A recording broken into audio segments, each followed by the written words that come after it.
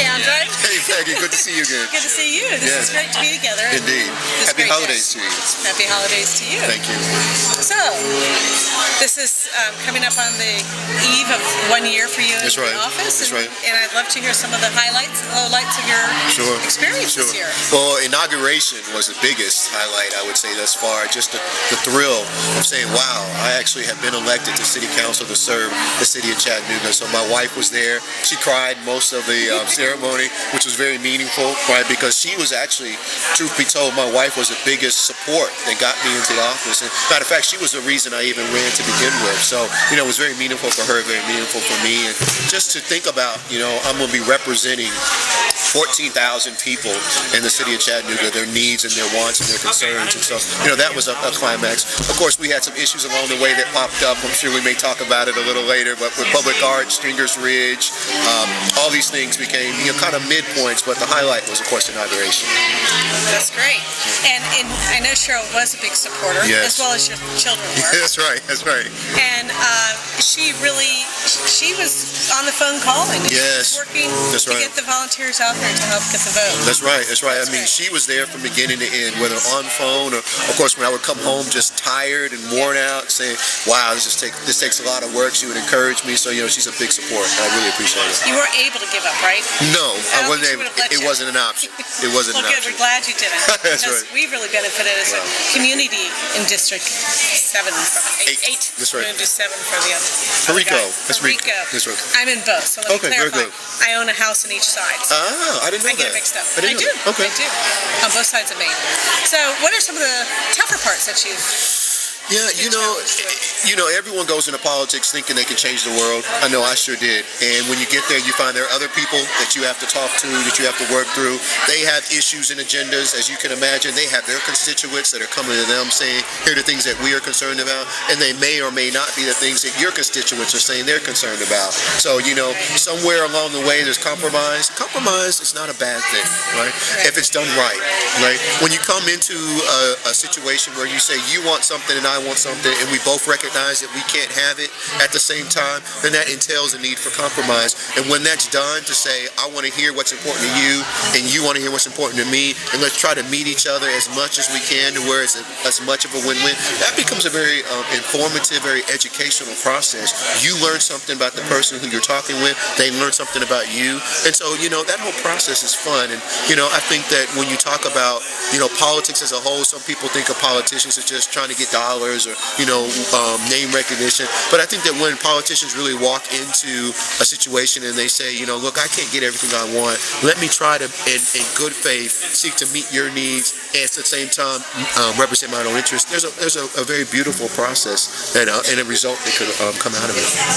So in that opportunity to kind of come together, have you had diverse reactions within you have a very large district. Sure. So you're going to have people down in the Main Street area on up in the UTC. You have all different areas that have different goals and needs. Have you found that within the district you have differences of opinions? You know, it's really interesting. One day you're running for city council, the next day you're elected. One day you only are concerned about your community and your neighbors. The next day you're responsible for 10, 12, 13 communities. And that becomes a challenge in of itself because, for one, I know I said, wow, you know, I've been in Chattanooga 5 years and the only thing I've been concerned about is my own geographical area. Everything else outside of that didn't even exist. And now I'm elected to council and now I'm supposed to be responsible for representing all these interests and all these needs. And taking that same message of being concerned about the whole and not just an individual part is something that you want to try to see others replicate. You want to see them begin to appreciate that we're in a district. And yes, your community is important and it plays a very vital role towards the well-being of this district, but so does your neighbor, and so does the other neighbor that's next to you. And so that's always a challenge, is to get the people to subscribe to what is a big issue, what is a district concern, and a neighborhood concern can fall within that, but how can we think larger from time to time? So I think that's something that could be discouraging, for lack of a better word, is when you see that it's very easy to fall into. Again, I was very guilty of it. This whole my neighborhood is all that exists, and so that's a part of it. I think the other side of it is recognizing that government is designed to be a checks and balance system. So no one side can run off, and say, well, we're going to do this one without the other side checking off on it. And so learning to appreciate that, is also a challenge, because you may say this other side is just slowing the process. Well, there's a reason, for that accountability and that let's not move too quick. So learning to appreciate all those nuances as well, I think, is another part of it. So do you find when you have these two sides coming together, making a compromise, have you been amazed at how that compromise does come out, and you feel that it truly is a good compromise in the end?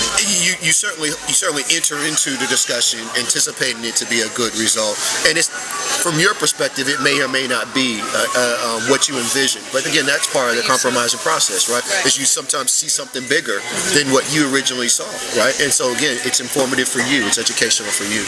One of those areas that you had that happen was public art. Sure. Because it's clear that art supporters want that. Yes. That's a really great thing that we think of. But on the other hand, we're in economic time. Exactly. We have a lot of other things on the budget. Exactly. And that was a big challenge for you. Yes. Was that a big learning lesson too? Yes, indeed. I mean, it's a perfect example, because here I am, my background having been in fine art, so I'm a big art supporter and very much an advocate for seeing what arts do to a community. They bring economic development, they bring culture, they bring life, they draw people together. So all these benefits are there. So, excuse me. So big advocate, rah public art. But as you said, we're in an economic recession, right? So when you take public art and put it on the table next to some other items, how do these things measure up, and how can you truly be an advocate yet sensitive to the situation and surroundings which you find yourself? So yes, it's a perfect example of trying to see the whole, trying to get others to see the whole, even while you want to be an advocate, right?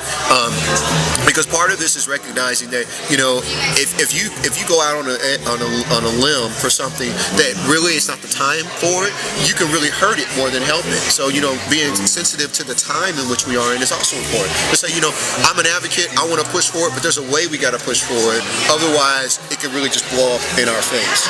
Because then people say, those artists are just concerned about themselves and they don't care that we're in a recession, I'm losing my home, and so forth and so on. So all of those pieces, again, trying to manage and juggle becomes, part of the challenge of really doing this job, doing it well. So that was a perfect segue into economic development, using public art as a way to do that.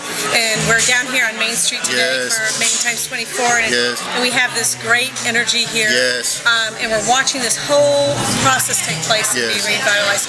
Can you talk about the Tivoli and the Majestic Theaters and about down Main Street and the other areas that are seeing this growth and change?